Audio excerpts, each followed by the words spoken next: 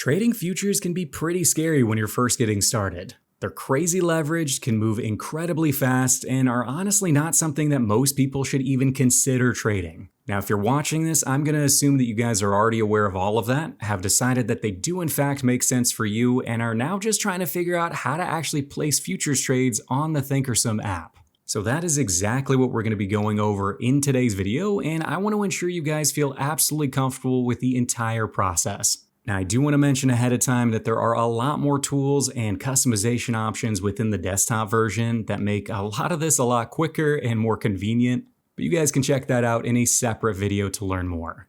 Let's go ahead and begin by first off jumping right into how to actually place a futures trade within here, and it's actually the exact same process of trading anything else within this app. We'll simply need to pull up the futures contract that we want to trade by coming up here to the upper right hand corner and clicking on the search icon. We can then type in the symbol of the future we want to trade, and within ThinkorSwim, all futures contracts have a / right at the beginning of the symbol. So in this example, we're going to be throwing in /ES, which is the S&P 500 minis, and we'll go ahead and click on it. It's the first result in the list here. It'll then take us to a profile page where here at the top we can actually see some basic info like the days till expiration on this particular future. We can see the volume traded for the day, we can see the high and the low for the day, and we can see a nice little chart down below of the price action. Now, besides all that, what we wanted to mainly focus on right now is that big red and green buy and sell button in the upper right hand corner. Hopefully it's pretty obvious, but this is where we can actually enter our orders to either buy or short this particular futures contract. So going through a quick example, let's actually say we were bullish on the S&P and we wanted to buy a contract. So what I'm going to do is just come up here and click on that big green buy button.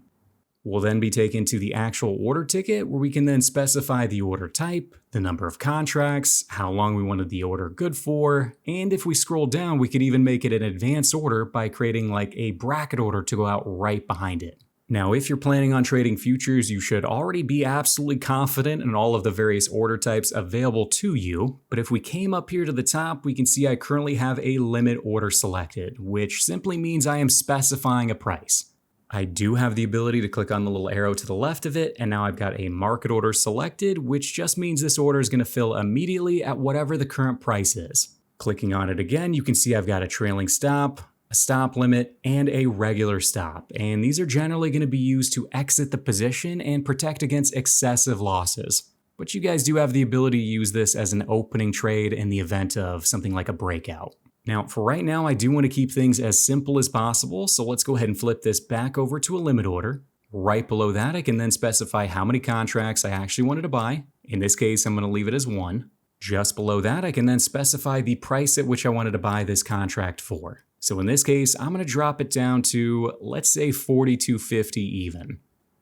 Now finally, the very last simple question it's going to ask us in the order ticket is how long we wanted this order good for. Either just good for the day, which is what I currently have, meaning if I don't actually fill on this by 4 p.m. Eastern today, just go ahead and cancel it. However, I could also come down here and flip it over to a GTC order, meaning good until canceled, or go out there every single day until it fills, or until I come in here and cancel it. Now, besides that, we could also come down here to the very bottom and we could actually flip it over to an advanced order. So basically putting out a bracket order behind that, but I'll go ahead and save that for a little bit later in the video. For right now, let's actually say we were happy with this order ticket and we actually wanted to submit it. So what I'm going to do is simply come up here to the review button in the upper right hand corner and go ahead and click on that. We can then see the order confirmation screen to confirm everything looks right, and it's also pretty much the only place that you're going to be able to see the buying power or initial margin requirement for this trade. So remember, every single futures contract that you trade will have an initial margin requirement, basically how much money you have to put up to actually trade this thing. Now in my case, I am in a paper money account at the moment, and they don't seem to update these margin requirements super often in here, but this is where you could see it. So right now you can actually see that initial margin requirement or buying power effect as of right now is $13,750, and that's how much money I would need in my account to actually buy one contract. So again, every single futures contract is going to have a different initial margin requirement, and on the desktop version of ThinkorSwim, this is much easier to find, but within the app, this is pretty much the only place you'll be able to find it. but I'll be sure to cover margin requirements a little bit more in depth later in this video. And let's actually say we were happy with this order ticket for right now, so we're simply going to come up here to the upper right hand corner and hit the send button. Or in my case, since I'm in paper, I'm going to hit paper trade in the upper right to actually place this trade. You can then see I'm immediately taken to the orders tab where I can actually see all of my open and working orders right now. So right at the very top here, you can see my open order to buy that one S&P contract, and as of right now, it is working, so it has not filled yet. So let's say I wanted to actually edit that and bump up the price a little bit so we can actually buy it. So in order to do that, I'm just going to go ahead and click on the contract. It'll then give me the option to outright just cancel the order, or I could hit cancel/replace to edit it in some way. So that's what I'm going to do. Go ahead and click on cancel/replace, and I'm actually going to flip this over from a limit order to a market order. I'll also need to adjust it from a GTC order to a day order since it will fill immediately. And again, I'm happy with it. We'll just hit review, and I'll hit paper trade once again. Now that the order has been filled and I do in fact own that contract, I could actually come over here to the positions tab at the very bottom of my screen. Then from here, I can actually see all of my open positions in the account right now. And if we look towards the bottom here, you can actually see I do in fact have an S&P contract, which if I click on it, we can see it right there. I've got one of them. You can also see just to the right the price that I paid for it, 43.01 spot 50. You can see the current price or the mark price, 4,300 spot 75. And you can see how much I'm up or down since buying it. So I'm currently down 25 bucks. Later down the line, when I decide to actually close out of this trade and I just want to outright sell it, I will simply come back over to the left and hit the little check mark box just to the left of the contract. You'll then see a button pop up, and all we have to do is hit the one marked close selected, and it's immediately going to take us to a set of options that we could build out a few different order tickets here. For the most part, the one that you guys are most often going to click on is just the very top option, which is just to simply close out of the trade. So now right here, I could use a limit order if I wanted to set a particular profit target. I could flip it over to a market order if I just wanted to get out of it immediately. Or I could also come over here and set a stop price if I wanted to protect myself in some way.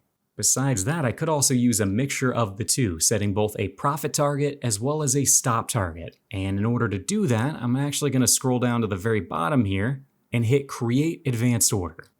Now, as soon as I click on that, you can actually see I'm about to create two separate order tickets. On the left-hand side here, I do have the stop order. And then if I click on the button on the right saying Add Order, that one I could make my profit-taking order. So let's say in this example, I wanted to get stopped out if it ever went down to 42.90, but I also wanted to sell it if it went up to, let's say 43.10 because I wanted to sell it for a profit. So to do that, let's go ahead and set the stop activation price first by clicking on the first order ticket on the left-hand side. Here you can see I've already got it set to a stop, so all I need to do is actually set the stop activation price by clicking on the price here. And in my case, I'm going to drop it down to 42.90. Now that I'm happy with that, I'll just go ahead and hit done, and I am going to flip it over to a GTC order. Now that the stop is filled out correctly, we'll go back to the group in the upper left-hand corner. And now I'm going to go ahead and click on my profit-taking order, which is the limit order on the right-hand side. I can then come down below and actually specify the profit-taking price, which in this example is going to be 43.10. And I'll also flip that over to a GTC order. And now that the profit-taking order is filled out correctly as well, we'll go back to the group in the upper left. So now looking here, I'm essentially saying if ES goes down to 42.90, get me out because I don't want to lose any more money. But also if it goes up to 43.10, go ahead and sell it for a profit because that sounds pretty good to me. So this is going to be one way that you guys can enter a bracket order on a position you already hold. And once we're happy with it, we'll simply come up here and hit the review button. It'll then just give us an order confirmation just like before, just reiterating everything we just filled out. And if everything looks good, we'll simply hit paper trade or send in the upper right-hand corner. You can see here it again takes me right back to the order screen where we can now see our working order to both stop us out if it goes down and take profit off the table if it goes up. But that's going to be how you guys will open up futures trades within the app and how to close them out later down the line once the time comes. There's really no faster methods like the active trader in the desktop version. This is pretty much the only way to buy and sell within this app. Now, in order to short a contract, it's pretty much the exact same process. So let's come back up here to the search box in the upper right-hand corner. And for this one, we'll actually be shorting the NASDAQ. So /NQ. I'm going to go ahead and click on the very first option on the list here. And just like before, we get the profile page and the buy and sell buttons in the upper right-hand corner. For this example, we wanted to short the NASDAQ, so all we have to do is hit that big red sell button, because essentially all we're doing is selling a contract that we don't own. Now, just like before, I would simply specify the order type, the number of contracts, the price I wanted to buy or sell it for, and then the time in force. So in this case, if I wanted to short this contract, let's just go ahead and make it a market order. And I'll also go ahead and put out a bracketed order right behind it by clicking advanced order down there, hitting add order here and add order once again. And let me just go ahead and put in both the stop activation price. So in this case, I'm going to bump that up to, let's say 14,000, something crazy.